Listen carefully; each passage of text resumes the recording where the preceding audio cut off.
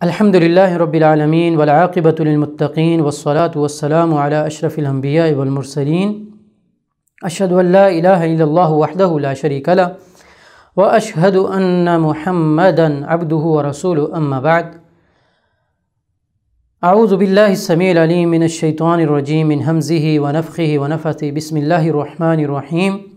لا اقسم بهذا البلد وانت حل بهذا البلد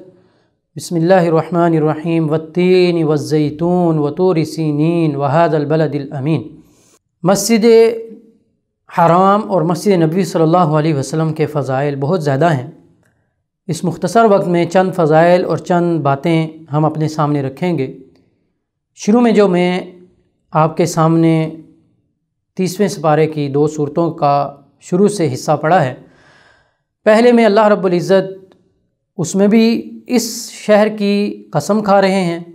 اور دوسرے میں بھی اس شہر کی قسم کھا رہے ہیں اور اس کو بلد الامین کہہ رہے ہیں۔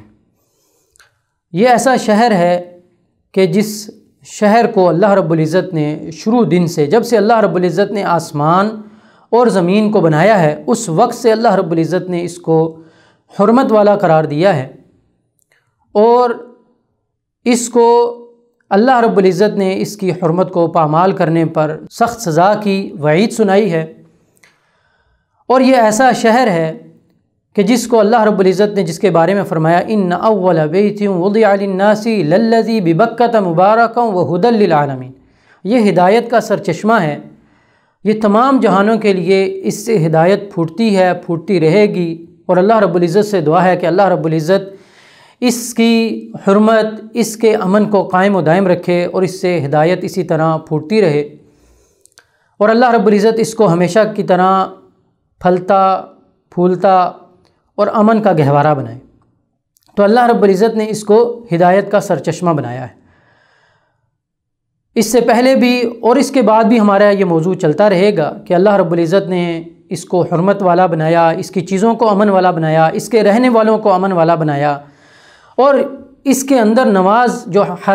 مسجد حرام کے اندر نماز پڑھتا ہے، اللہ کے نبی صلی اللہ علیہ وسلم نے اس کی ایک نماز کو 1,00,000 کے برابر بنایا، اس کو 1,00,000 کا ثواب دیا۔ تو بہت سی اس کے فضائل ہیں۔ مسجد نبوی صلی اللہ علیہ وسلم کی بھی فضیلتیں اور فضائل بہت زیادہ ہیں۔ آپ صلی اللہ علیہ وسلم کی مسجد میں نماز پڑھنا، مسجد نبوی میں نماز پڑھنا 1000 نماز کے برابر ہے۔ اور اسی طریقے کے ساتھ اللہ کے نبی صلی اللہ علیہ وسلم نے فرمایا کہ مجھے ایسی بستی کی طرف ہجرت کا حکم دیا گیا ہے جو تمام بستیوں کو کھا جائے گی اور وہ برے لوگوں کو ایسے دور کرے گی کہ جیسے بٹی جو ہے وہ لوہے سے زنگ کو دور کرتی ہے۔ اور اللہ کے نبی صلی اللہ علیہ وسلم نے فرمایا کہ آخری دور میں اسلام مدینہ کی طرف ایسے سکڑ کر آ جائے گا کہ جیسے سانپ جو ہے وہ اپنی بل کے اندر سکڑ کر آ جاتا ہے۔ پہلی حدیث کی تشریح کیا ہے کہ جس میں اللہ کے نبی صلی اللہ علیہ وسلم نے فرمایا کہ یہ بستیوں کو کھا جانے والی ہے۔ اس کی تشریح محدثین نے مختلف کی ہے، ان میں سے ایک واضح اور آسان سی یہ کی ہے کہ یہ اسلام کا مرکز رہا ہے اور انشاءاللہ رہے گا کہ جہاں مختلف جگہوں سے اناج آتا ہے، مختلف جگہوں سے جب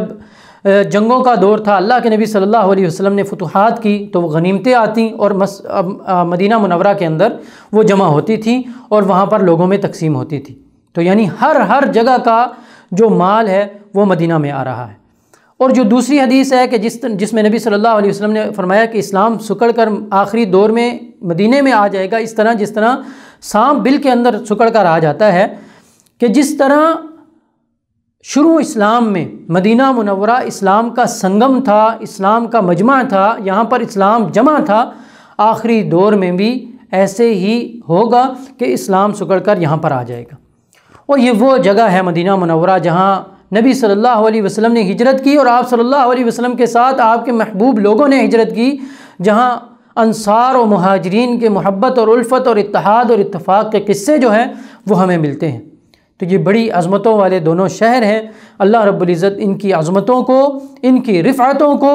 ان کا جو مقام ہے، اللہ رب العزت ان کو ہمیشہ کے لیے قائم و دائم رکھے۔ اللہ رب العزت ان کی طرف بری نظر دیکھنے والوں کو تہس و نحس فرمائے اور اللہ رب العزت ان کو برباد کرے۔ اللہ رب العزت سے دعا ہے کہ اللہ رب ان کے حوالے سے جو مکر و فریب لوگ کر رہے ہیں، اللہ رب العزت ان کے مکر و فریب کو انہی پر لوٹائے۔ اور اللہ کے نبی صلی اللہ علیہ وسلم نے بھی یہی فرمایا کہ جو اہل مدینہ کے حوالے سے برائی کا، سرکشی کا، مکر و فریب کا ارادہ کرتا ہے،